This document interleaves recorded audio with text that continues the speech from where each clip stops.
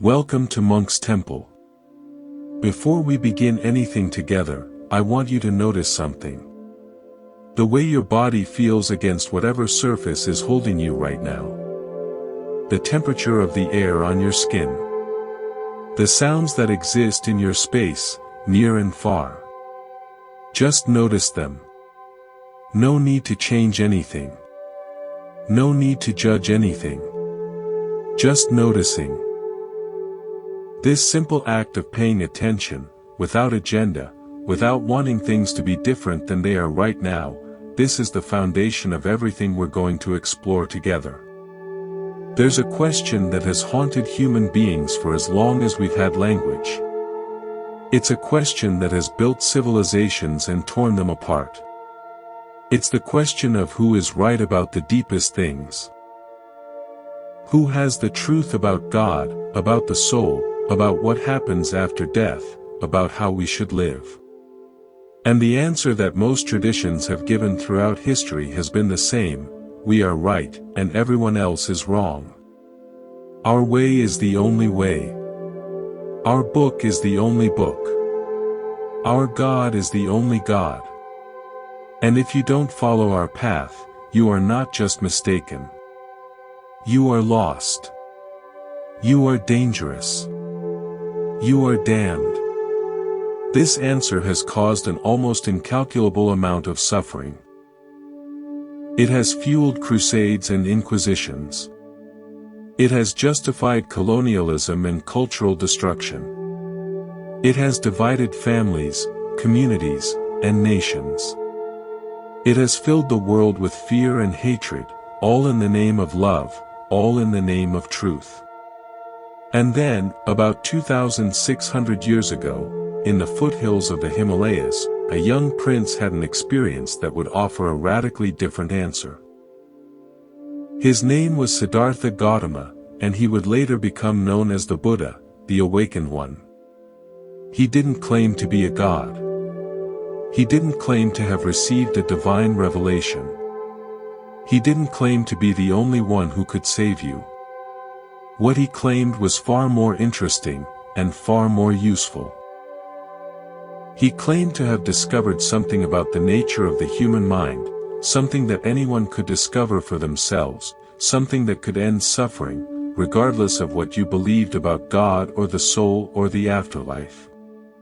This discovery was so revolutionary that it would transform the spiritual landscape of Asia and eventually the entire world.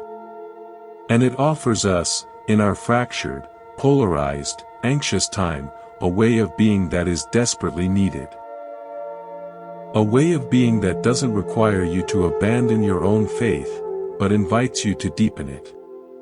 A way of being that doesn't demand you see other traditions as enemies, but allows you to see them as fellow travelers on the long, strange, beautiful journey of being human.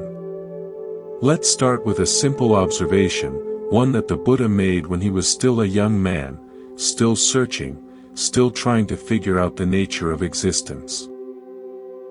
He looked around at the spiritual marketplace of his time, and he saw something fascinating. He saw that people were suffering.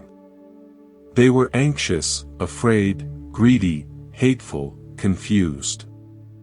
They were born, they got sick, they grew old, they died. And in between, they struggled. They struggled to find meaning, to find happiness, to find some kind of lasting peace. And he also saw that the religious leaders of his day, the priests and the philosophers and the ascetics, were offering solutions. They said, perform these rituals, and you will be blessed. They said, believe these doctrines, and you will be saved. They said, punish your body in these ways, and your spirit will be freed. But here's what the Buddha noticed, and this was his first great insight. He noticed that the priests, for all their elaborate rituals, were not free from suffering. They still got angry. They still got scared. They still got sad. The philosophers, for all their brilliant arguments, were still caught in the grip of pride and doubt and confusion. And the ascetics, for all their self-denial, were miserable. Their faces were gaunt. Their eyes were hollow. They had traded one kind of suffering for another. This led the Buddha to a simple but profound question. What if the problem isn't that we haven't found the right belief or the right ritual? What if the problem is something deeper? What if the way we are approaching the whole project of spirituality is fundamentally flawed? This question was like a crack in a dam. Once it appeared, everything began to flow through it. And the answer that emerged would change everything. What the Buddha discovered under the Bodhi tree was not a new theology. It was not a new set of beliefs about God or the cosmos. It was something far more practical, far more psychological. He discovered the cause of human suffering, and he discovered the path to its end. The core of his discovery was this: suffering is not caused by having the wrong beliefs. Suffering is caused by clinging. Clinging to things, clinging to experiences, clinging to identities, and yes, clinging to beliefs. Think about that for a moment. The problem, from a Buddhist perspective, is not that your beliefs are wrong. The problem is that you are clinging to them. You are holding on to them as if they were a life raft in a stormy sea. And when anyone challenges those beliefs, you feel threatened. You feel like your very existence is under attack. Why? Because you have fused your identity with your beliefs. You have become your beliefs. So an attack on your beliefs feels like an attack on you. This is the psychological mechanism at the heart of so much religious conflict. It's not really about God or truth. It's about identity. It's about security. It's about the desperate human need to feel that we are right, that we are safe, that we are on the winning side. And this need, this clinging, is what the Buddha identified as the root of suffering. If the problem is clinging, then the solution is not to find the right belief to cling to. The solution is to learn to hold our beliefs more lightly. To see them as maps, not as the territory itself. To use them as tools for navigating life, not as weapons for attacking others. This is a completely different approach to spirituality. It's not about being right. It's about being free. Let me tell you a story that illustrates this. A woman I'll call Priya grew up in a devout Hindu family in South India. Her childhood was filled with the smell of incense, the sound of Sanskrit chants, the vibrant colors of deities in the family shrine. She loved the stories of Krishna and Rama. She felt a deep connection to the goddess Lakshmi. Her faith was not a set of doctrines. It was the air she breathed. When Priya went to university in the United States, her roommate was a born-again Christian named Sarah. Sarah was kind and generous, but she was deeply concerned for Priya's soul. She gently tried to convince Priya to accept Jesus. She gave her a Bible. She invited her to church. She prayed for her out loud while Priya was trying to study. Priya felt torn. She loved Sarah, but she also felt that Sarah was trying to take something precious from her. She felt defensive, angry, and for the first time, she felt her faith was under attack. Their conversations were painful. Sarah quoted scripture. Priya quoted the Bhagavad Gita. They talked past each other, each convinced they had the truth. Then a visiting professor gave a lecture on mindfulness. Priya went out of curiosity. The professor talked about training the brain, about watching thoughts without getting caught up in them. Priya started practicing. 5 minutes a day. Sitting in her dorm room, watching her breath, watching thoughts come and go like clouds. Something shifted. When Sarah brought up religion, she noticed the surge of defensiveness. But instead of reacting, she just noticed it. Ah, there is defensiveness. There is anger. In that noticing, there was a tiny space, a moment of choice. One evening, Sarah started again. "Priya, I just worry about you. I want us to be together in heaven." The old Priya would have snapped. But this time, she took a breath. She looked at Sarah and saw something new. She saw not an enemy, but a friend who was genuinely scared for her. She saw the love behind the words, even if she didn't agree with the theology. She said, "Sarah, I know you love me.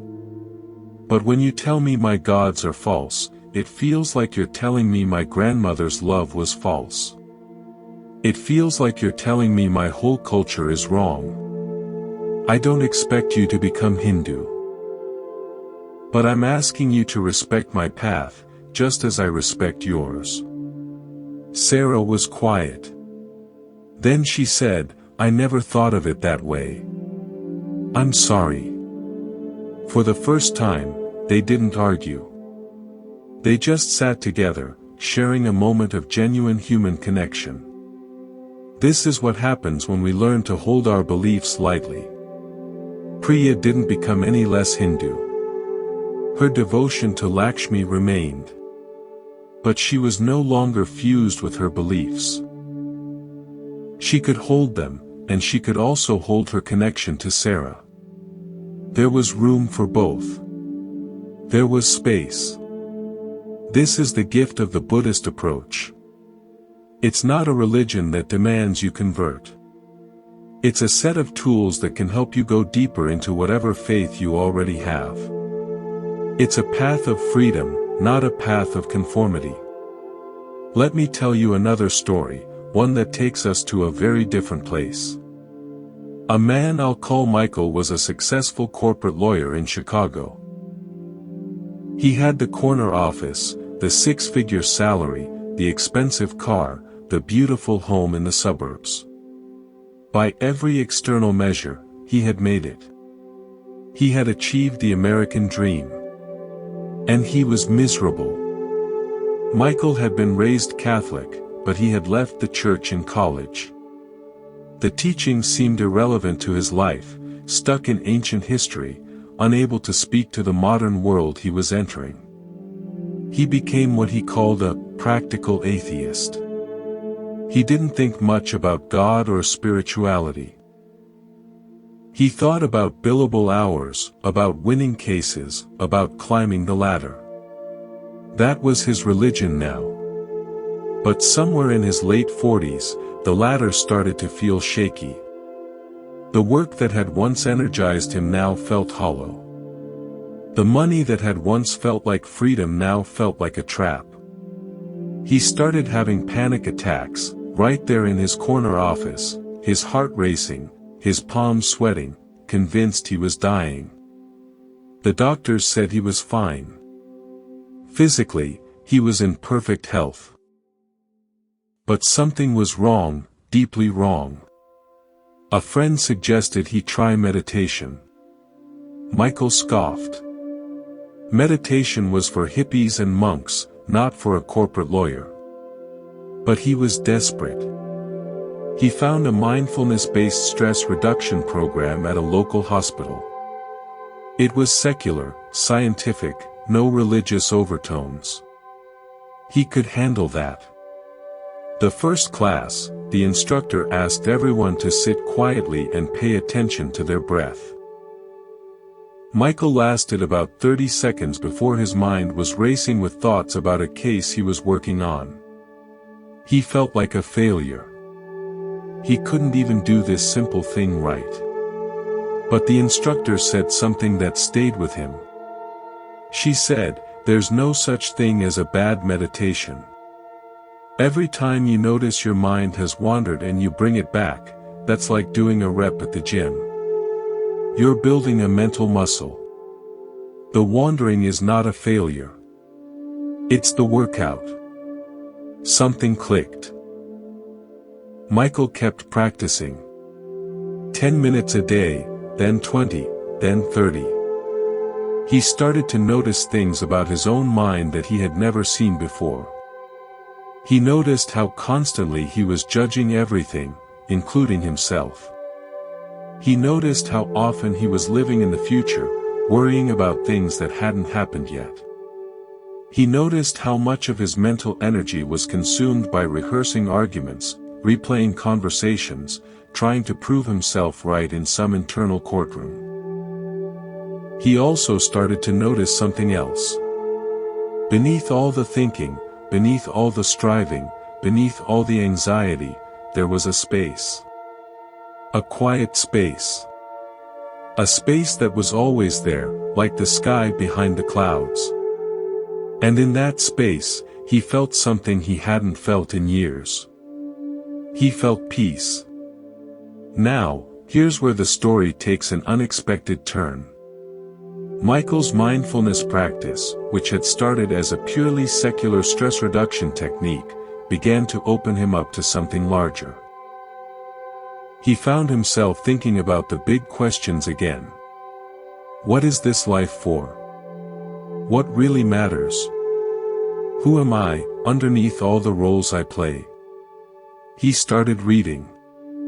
He read Thich Nhat Hanh, the Vietnamese Zen master. He read the Dalai Lama. He read the Buddha's own words in modern translations. And he found that these ancient teachings spoke directly to his modern condition. They weren't about believing in things that didn't make sense. They were about understanding the mind, about cultivating compassion, about living with awareness and intention. One Sunday, on a whim, he walked into the old Catholic church of his childhood. He hadn't been inside for over 25 years. The smell of incense, the light through the stained glass, the familiar rhythm of the liturgy, it all washed over him. But he experienced it differently now. The mindfulness practice had taught him to be present, really present. He wasn't just going through the motions. He was there, in his body, in the moment, taking it all in. He heard the priest read from the Gospels. He heard Jesus say, "Come to me, all you who are weary and burdened, and I will give you rest." And for the first time, he heard those words not as a theological claim, but as an invitation. An invitation to rest from the endless striving, the endless proving, the endless anxiety. An invitation that his mindfulness practice had already been offering him. Michael didn't become a devout Catholic again, not in the way he had been as a child. But he didn't remain a practical atheist either. He found himself in a new place, a place he didn't have a name for. He continued his mindfulness practice. He continued reading Buddhist teachings. And he started going to church again, not every Sunday, but often enough. He found that each practice enriched the other. The mindfulness deepened his experience of the liturgy. The liturgy gave his mindfulness practice a context of community and tradition. He once said to me, "I used to think I had to choose. Either the science or the spirituality. Either the meditation or the church. Either the Buddha or Jesus. Now I see that I don't have to choose. They're different doors into the same room. And the room is just this, being alive, being present, being kind. That's all there is.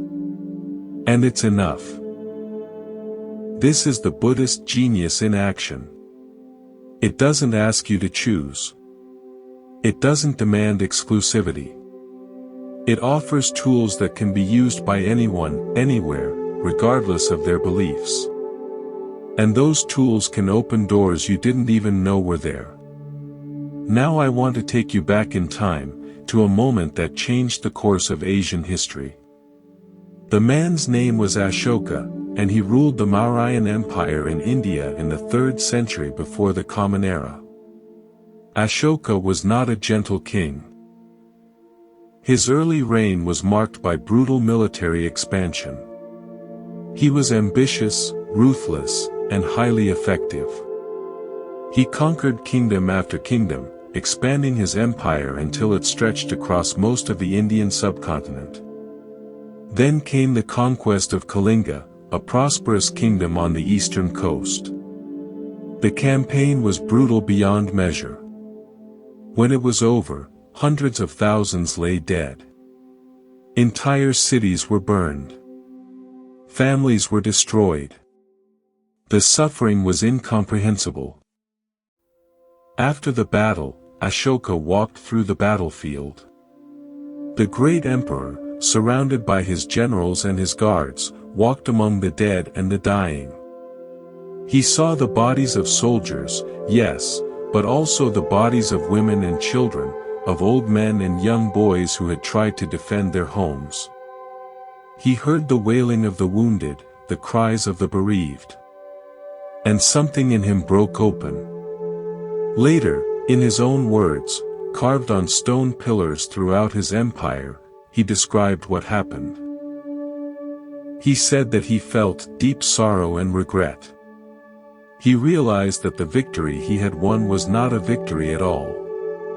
It was a catastrophe. It was suffering upon suffering.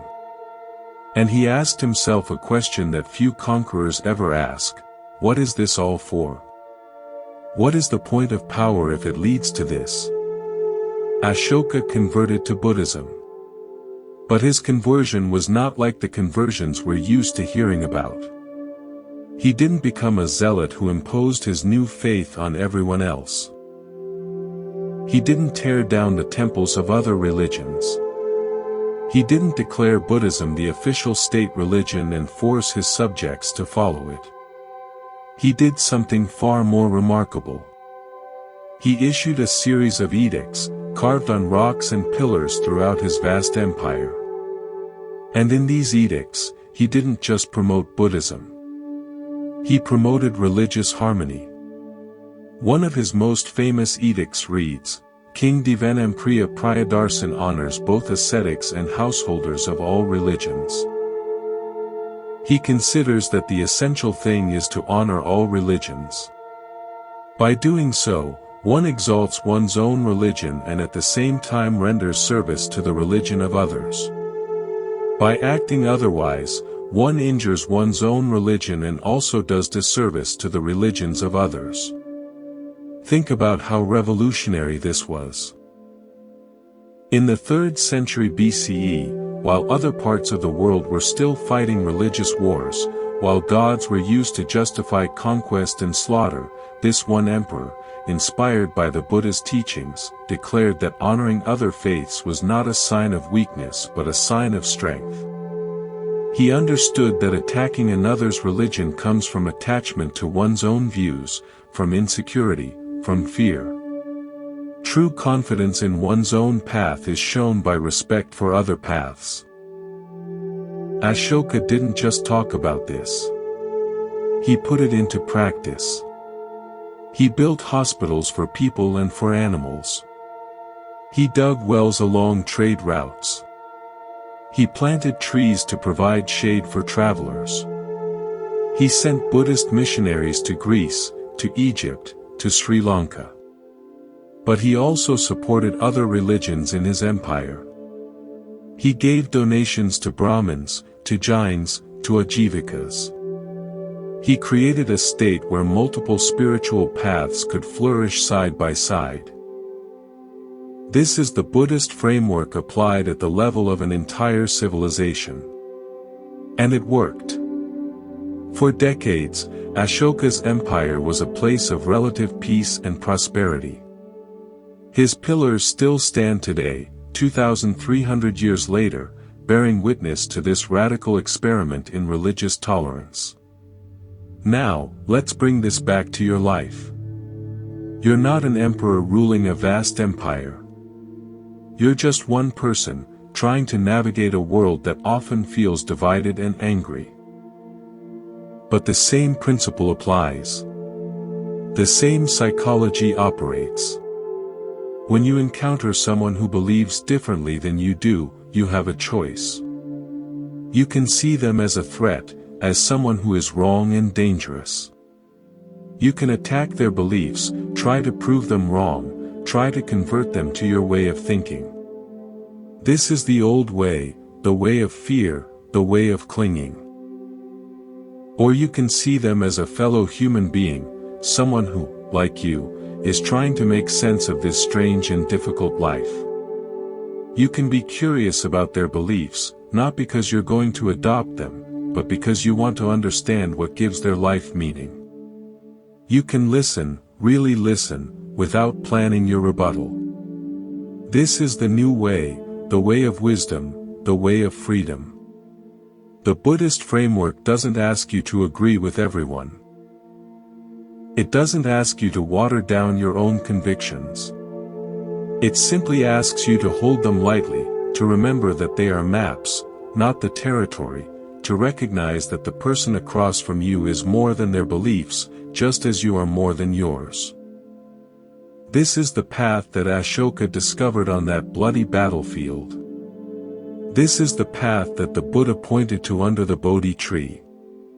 And it's available to you, right now, in this very moment.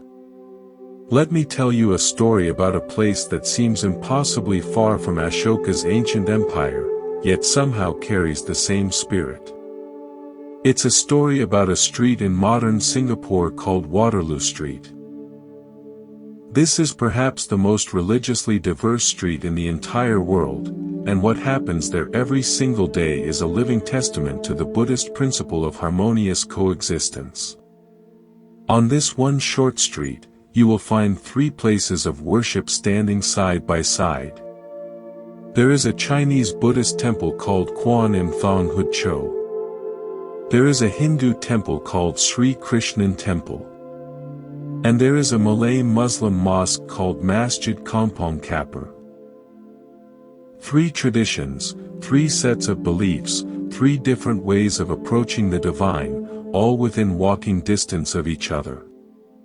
Now, here's what makes this street remarkable. The people who come to pray here don't stay in their own lanes. They flow between these sacred spaces like water.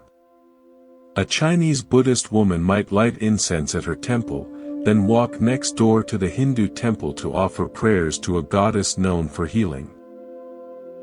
A Hindu man might visit the Buddhist temple to make a wish before an important exam. And both of them might cross the street to the mosque to pay respects at a karamat, a sacred shrine dedicated to a Muslim holy man. This isn't syncretism in the sense of mixing everything into one bland spiritual soup. The traditions remain distinct. The temple is still Hindu. The mosque is still Muslim. The Buddhist temple is still Buddhist. But the people move between them freely, seeking blessings wherever they feel they might be found, honoring the sacred in whatever form it appears. This has been going on for generations. No one thinks it strange. No one accuses anyone of being unfaithful to their own tradition. There is no conflict, no competition, no conversion campaigns. There is only a kind of spontaneous, organic, practical spirituality that recognizes something simple. The divine is bigger than any one tradition, and blessings can come from many sources. Think about what this means from a psychological perspective. These people have learned to hold their own traditions with an open hand. They are deeply rooted in their own faith. A Chinese Buddhist in Singapore doesn't become any less Buddhist by offering a prayer at a Hindu temple. Her devotion to Guanyin, the Bodhisattva of compassion, is not diminished by her respect for a Hindu goddess. If anything, it's enriched. Her heart becomes larger, more inclusive, more capable of recognizing the sacred in many forms. This is the opposite of the fearful, defensive religiosity that we see so often in the world. That fearful religiosity says, "My way is the only way. Everyone else is wrong. I must protect my tradition from contamination."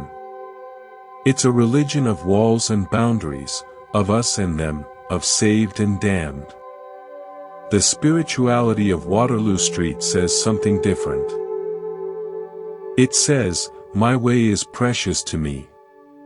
It's the path my ancestors walked. It's the language in which I speak to God. But I can see that others also walk with God, in their own language, on their own path. And sometimes, their path can bless me too." This is not relativism. It's not saying that all religions are the same or that it doesn't matter what you believe. It's saying that the sacred is larger than our categories, that grace is more generous than our theologies, and that the human heart, when it's open, can recognize the divine in unexpected places. I once spoke with a devotee outside the Sri Krishnan temple. She was ethnically Chinese, which meant she was probably Buddhist or Taoist by family tradition. I asked her why she came to a Hindu temple. She looked at me like I had asked a strange question. She said, "Because the goddess here is very powerful. Many people have received her blessings. My mother came here when she was sick, and she got well. So I come to give thanks. Why wouldn't I? Why wouldn't I?" That's the question, isn't it? Why wouldn't we receive blessings from wherever they come? Why wouldn't we honor the sacred wherever it appears? Why wouldn't we let our hearts be enlarged by contact with other traditions instead of shrinking in fear? The answer, of course, is that we've been trained to think differently. We've been trained to think that our tradition is a fortress that must be defended, not a garden that can be shared.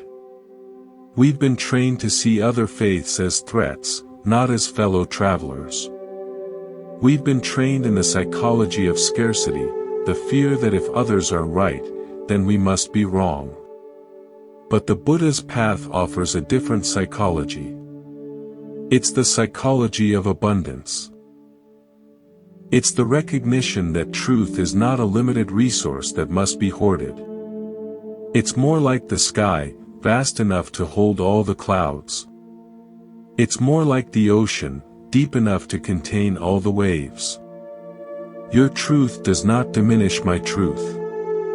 Your path does not invalidate my path. There is room. There is always room. Let me tell you a story about a man I'll call David. David was an engineer, a brilliant one, who loved systems. He loved things that were logical, predictable, and efficient. His entire world was built on precision. He was raised in a strict evangelical household, but as an adult, he had abandoned it all.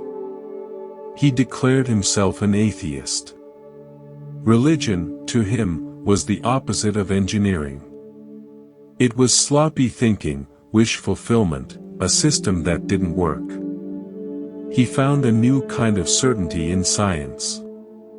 The laws of physics were his new scriptures. He felt a deep satisfaction in understanding how things worked. Then his life hit a patch of turbulence he couldn't engineer his way out of. His wife of 20 years left him. It was sudden, unexpected, and devastating. His logical mind was useless. He couldn't calculate his way out of the grief. The pain was raw, chaotic, illogical, a force that defied all his systems. In his despair, a friend suggested he try a meditation retreat. David scoffed. "That's just religious nonsense for people who can't handle reality," he said. But he was desperate. He went, with a chip on his shoulder, ready to debunk the whole thing. The teacher, a soft-spoken woman, didn't ask him to believe in anything. She didn't mention gods or spirits or past lives. She simply said, just sit and follow your breath. When your mind wanders, gently bring it back.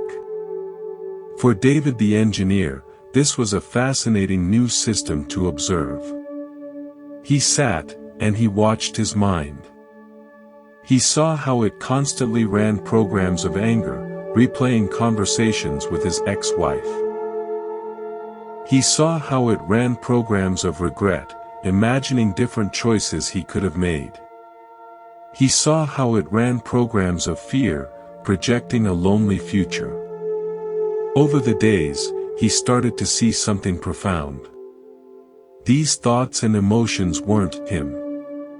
They were just mental events, arising and passing away in the field of his awareness, just like clouds passing through the sky. The sky wasn't damaged by the clouds. It wasn't made dirty by a storm cloud or cleaner by a fluffy white one. The sky simply held them all, impartially. He began to identify less with the turbulent weather of his mind and more with the vast, open, undisturbed sky of awareness itself. The grief was still there, but it was different. It was no longer a tsunami drowning him. It was now just a powerful weather system, which he could observe with a new kind of space around it. He wasn't trying to fix it or make it go away. He was just learning to be the sky. After the retreat, he went back to his life, but he was changed. One Sunday, on a whim, he walked into an old Episcopal church in his neighborhood. He sat in the back. The service began. The hymns, the prayers, the ritual, it all felt different. He wasn't judging the system anymore. He wasn't analyzing the logic of the theology. He was simply present. He felt the communal sorrow and hope in the music. He felt the ancient rhythm of the liturgy. He saw the beautiful, flawed humanity in the faces around him. He realized that science explained the how of the universe, but it had nothing to say about the why, about meaning, about grief, about love. The church, for all its unscientific claims, was a container for these very human experiences. It was a place where people gathered to make sense of the unfathomable. He didn't become a believer in the literal sense. He didn't suddenly accept all the doctrines. But he stopped being an atheist. He became something else, something he didn't have a word for. He continued his mindfulness practice. And he continued to go to church sometimes. The meditation gave him the inner stillness to truly experience the church service. And the church service gave him a language of community and transcendence that his solo meditation practice lacked. David's story illustrates something essential about the Buddhist framework. It's not a belief system that competes with other belief systems. It's a set of tools for seeing clearly, for being present, for opening the heart. And those tools can be used by anyone, in any context.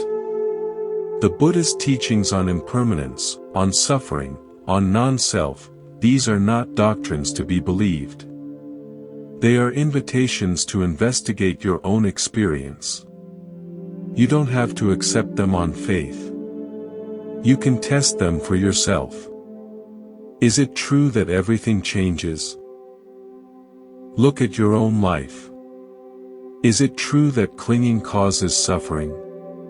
Look at your own experience. Is it true that the solid sense of me is actually a fluid, changing process? Look closely and see. This is why Buddhism can coexist with other religions. It doesn't ask you to check your brain at the door. It doesn't demand that you believe things that contradict your reason. It simply offers a method for exploring the nature of your own mind, a method that has been refined over thousands of years. And that method can deepen any faith, or no faith at all. Let me tell you another story, this one about a woman named Fatima. Fatima was a devout Muslim, raised in a close-knit community in Dearborn, Michigan. Her faith was the bedrock of her life. The 5 daily prayers, the fasting during Ramadan, the sense of belonging to the global Ummah, it all gave her a profound sense of purpose and connection. She loved the call to prayer that echoed from the local mosque. She loved the feeling of her forehead touching the prayer rug. She loved the Quranic Arabic that rolled off her tongue, even though she didn't always understand every word. Fatima was also a graduate student in clinical psychology. In one of her classes, they studied compassion-focused therapy, a therapeutic model developed by psychologist Paul Gilbert. The core of this therapy involves cultivating compassion for oneself and for others through specific meditations and visualizations. Patients are guided to imagine a warm, soothing, compassionate presence. They practice directing feelings of kindness toward a loved one, then toward a neutral person, then toward a difficult person in their lives. As Fatima studied this, she felt a jolt of recognition. The practices felt deeply familiar. They reminded her of something she couldn't quite name. Then it hit her. These secular, scientific techniques were describing, in modern language, an ancient Islamic concept called Rahma. Rahma is the all-encompassing, merciful compassion of Allah. It's one of the most frequently mentioned attributes of God in the Quran. Every chapter except one begins with the phrase, "In the name of Allah, the most gracious, the most merciful." The Prophet Muhammad himself was described as a mercy to all the worlds. Fatima began to experiment. She started integrating the structured practices from her psychology training into her daily spiritual life. When she sat for her morning prayers, she brought a new quality of attention to the words. She really felt the meaning of the most gracious, the most merciful. She would spend a few minutes after her prayers doing a compassion meditation, directing that feeling of Rahma first to herself, then to her family, then to her community, then to the world. Something shifted. Her prayer life, which had sometimes felt routine, became fresh again. The ancient words felt alive.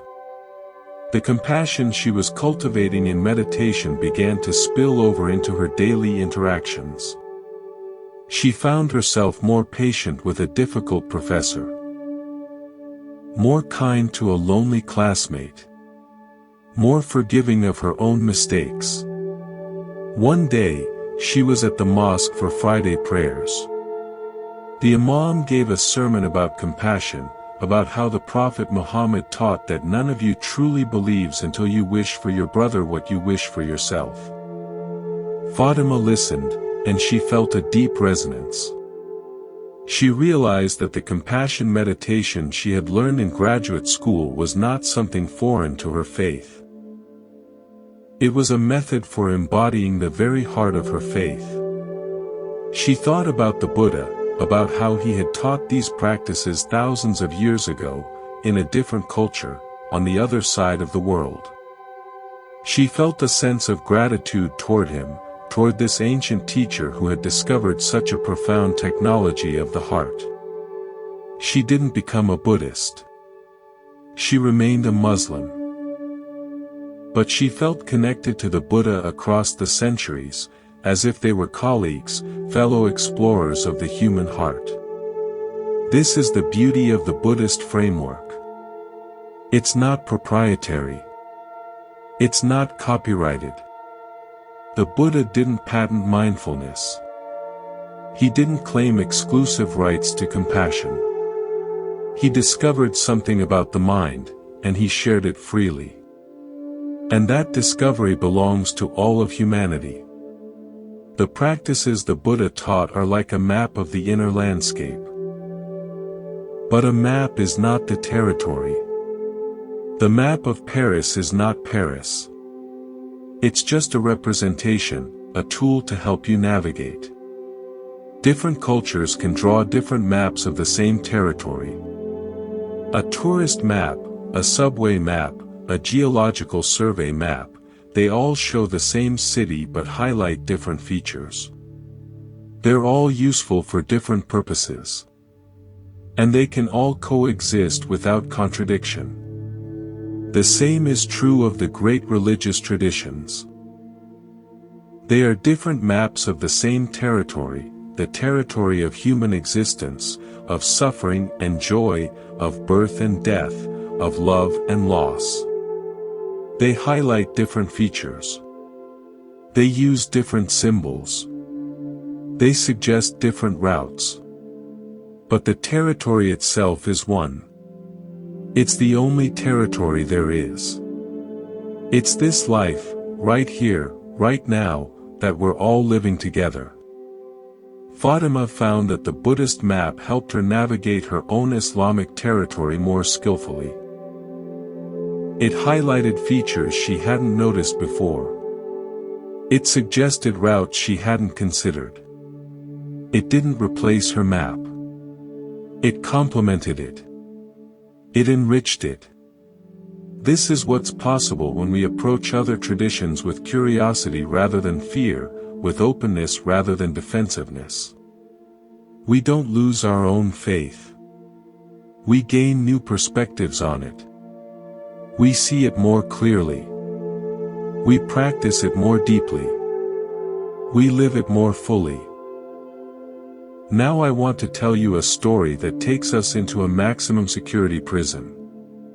It's a story about a man I'll call James. James was serving a life sentence for a crime he committed in his early 20s. He had been in prison for over 15 years. He had seen the worst of humanity. He had been in and out of solitary confinement. He was filled with a rage so deep, so toxic, that it had become his constant companion. It was the fuel that kept him going.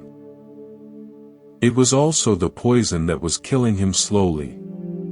James grew up in a neighborhood where violence was normal. His father was absent. His mother worked double shifts and was rarely home. He learned early that the only way to survive was to be tough, to never show weakness, to strike first before someone struck you. By the time he was a teenager, he had been in more fights than he could count. By the time he was 20, he was facing a judge who was about to sentence him to life in prison.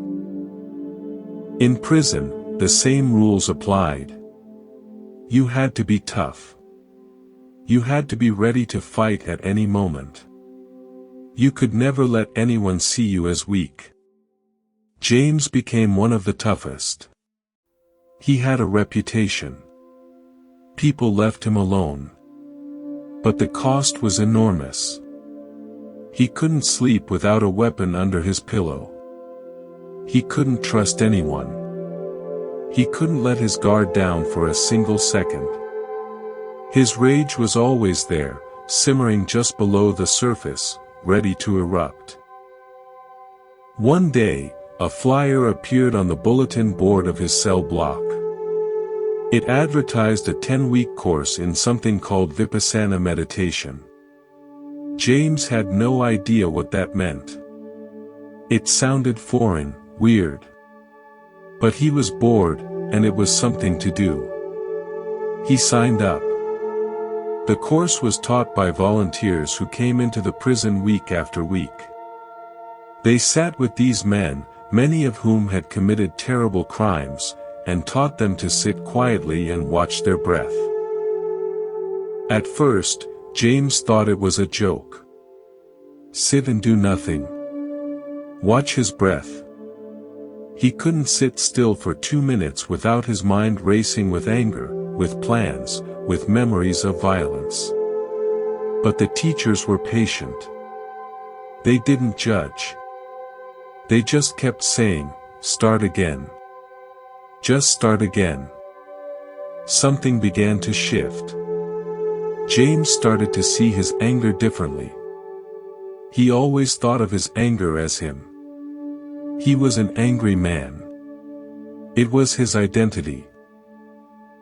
But the practice of mindfulness created a tiny separation. He would sit, and the anger would arise, a burning heat in his chest, a tightening in his jaw. And instead of acting on it, instead of feeding it with stories about how he had been wronged, he just watched it. He saw it arise. He saw it peak. And then he saw something he had never seen before. He saw it pass away. The anger, which had seemed so solid, so permanent, so much who he was actually just a passing storm. It came, and then it went. And underneath it, there was a vast, quiet space.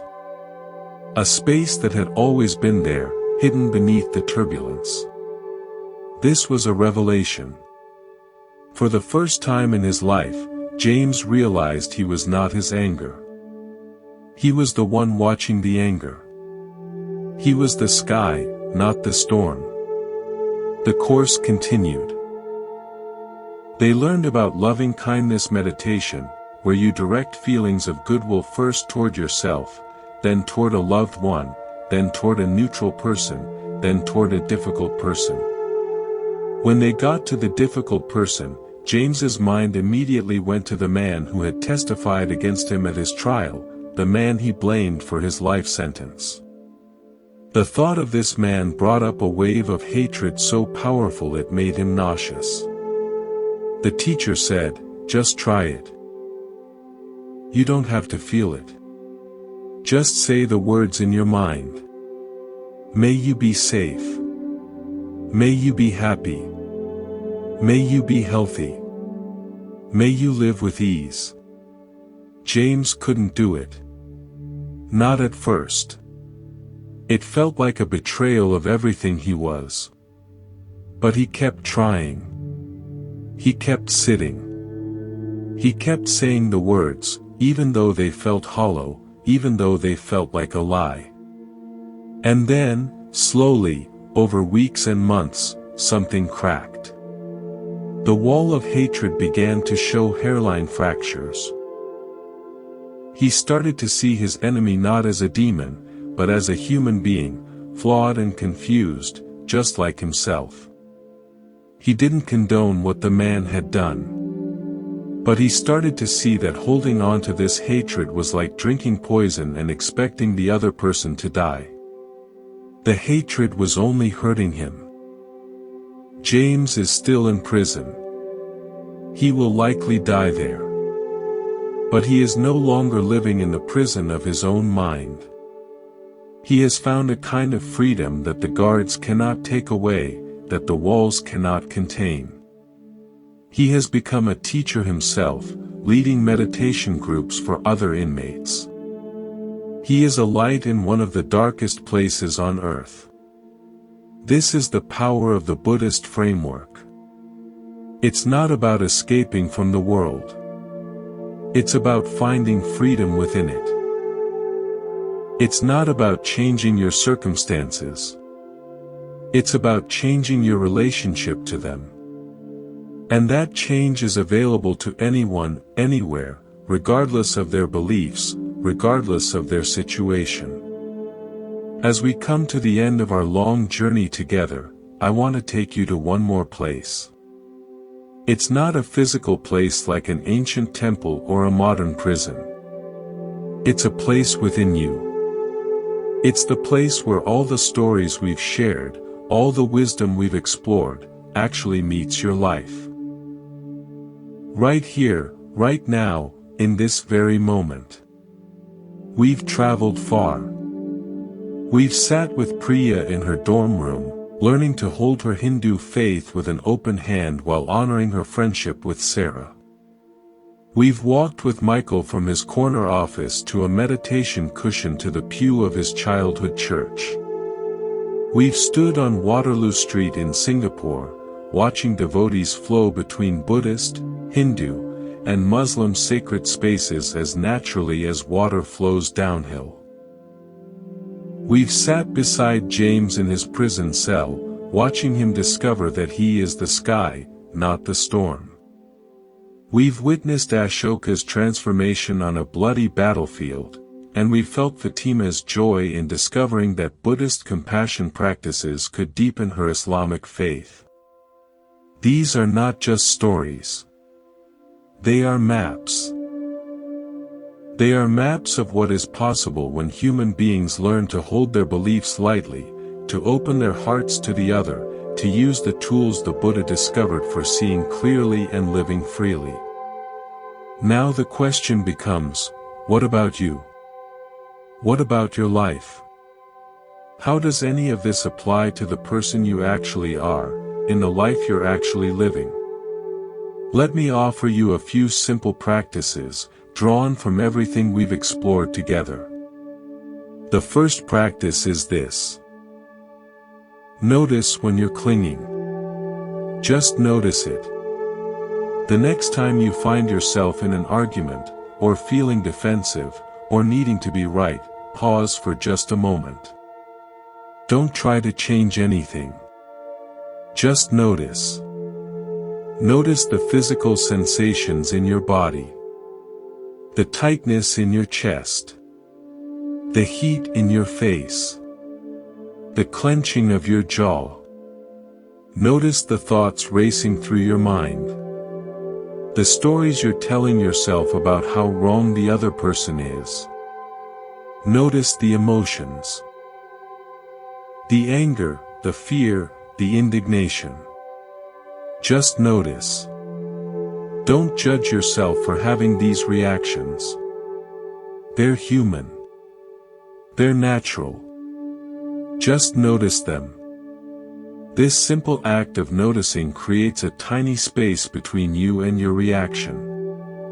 And in that space, freedom becomes possible. The second practice is this: get curious about the other.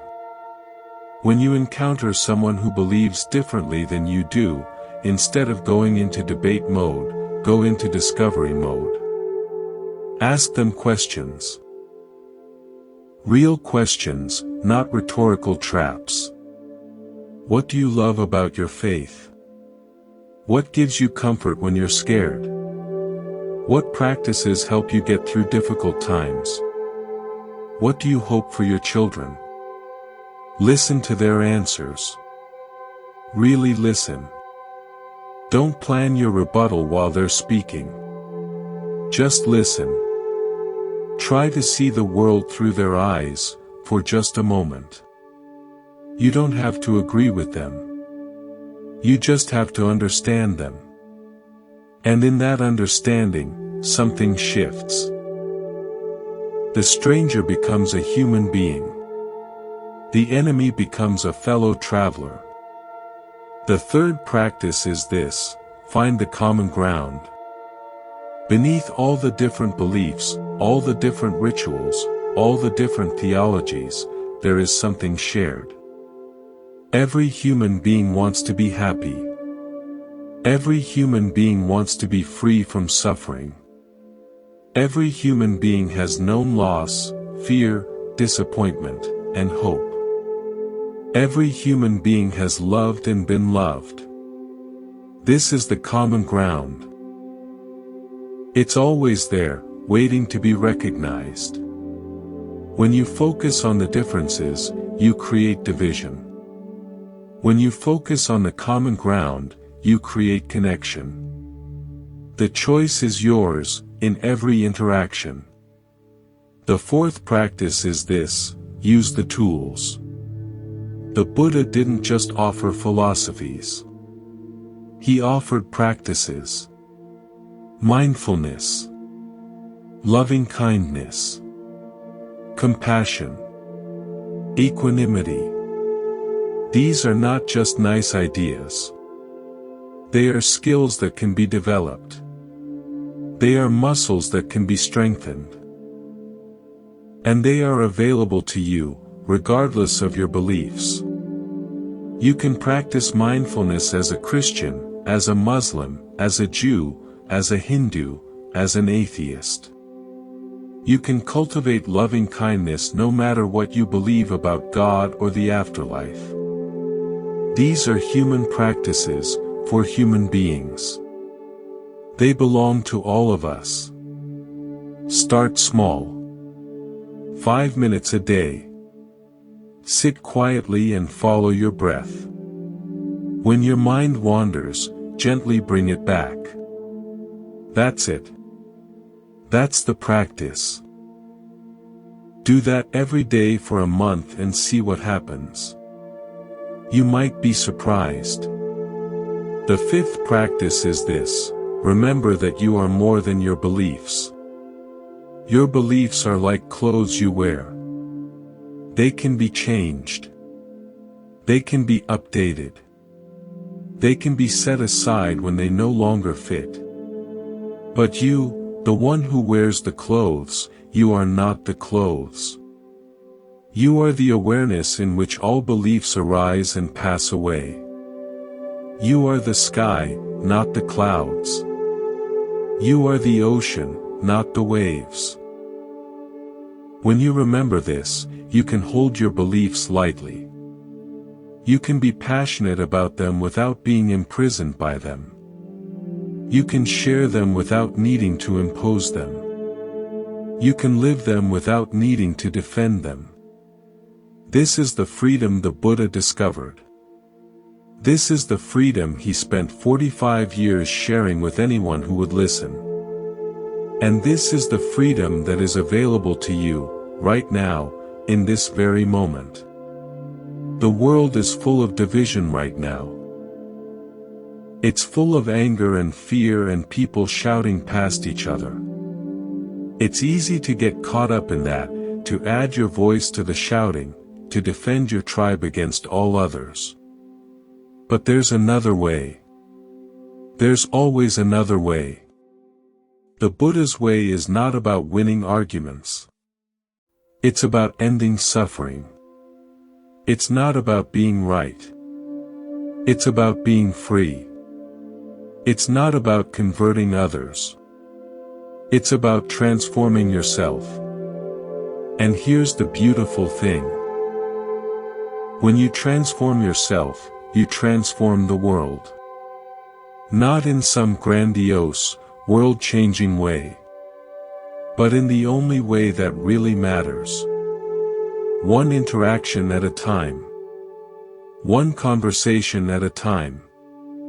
One moment of kindness at a time. The world becomes a little less divided because you are a little less divided within yourself.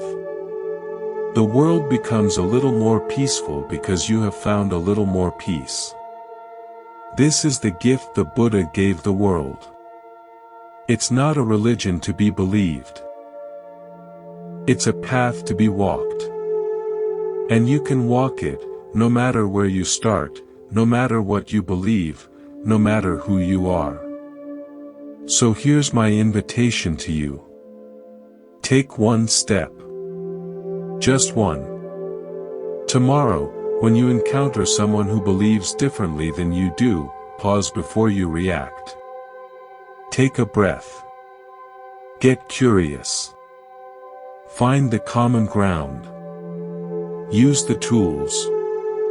Remember who you really are. And see what happens. You might be surprised by what you discover. You might find that the other person is not your enemy.